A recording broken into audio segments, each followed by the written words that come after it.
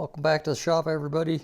Here's a quick update. I've been working on wiring, and I made I guess I would call it a big decision. I don't know that really is. I moved a few of the radios that I was going to put on the back side of the panel, of the sub panel, moved them back behind the baggage bulkhead. I did see a photo of somebody's build log on the web where they'd done that, and I thought that's not a bad idea, I don't think. And welcome comments if anybody has built or is building or talk to anybody that knows. I'm always welcome to share information both ways. So there's where I'm going to mount my magnetometer. That's the GSU 11. It's not sitting up there now, but I got the wire run to it. So got that there. If I have to, because of interference, I'll move that to the wing, but I'm going to try it there and see if I get lucky and it'll work out. I know a lot of people have trouble with that, and a lot of people just put it in the wingtip. I just didn't want to do that. I put my GS22 in the about the same spot I put on my RV6. It's over here, about right here. It's actually behind so it'd probably be like here, behind the baggage bulkhead. Different airplane, of course. Anyway, part of my logic was, number one, I've got a buddy with a 10. He's been flying for several years now, and what I understand just from looking on the web, that the CG, if you're going to have any issues with center of gravity on a 10, it might be just a little bit forward, which moving stuff back here should help that. So I haven't heard anybody talk like tail heavy was a problem. On my 6, it is a little bit. I wish I had a constant speed prop for a couple of reasons, but it would help move my CG forward. So on the tail dragger 6, that'd be great if I had put stuff forward. I need that weight forward. Anyway, on the 10, not so much. The other thing on my logic here is that you've already got a pitch servo back here, and all these things, everything I got back here is on the CAN bus. So I've got a pitch servo down there. You can see where I mounted my AHRs. That's the GSU 25. The magnetometer is on the CAN bus.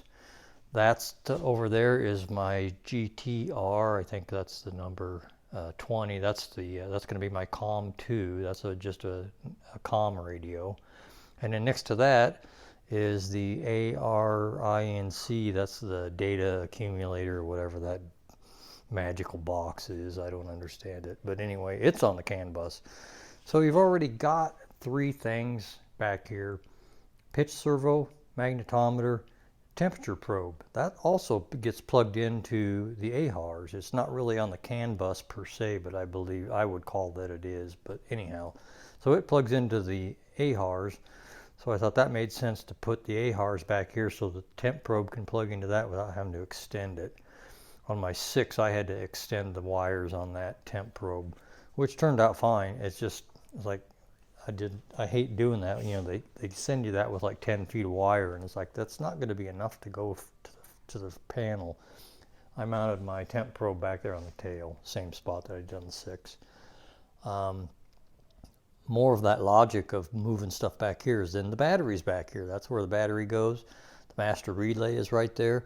So I'm going to mount, and already have mounted.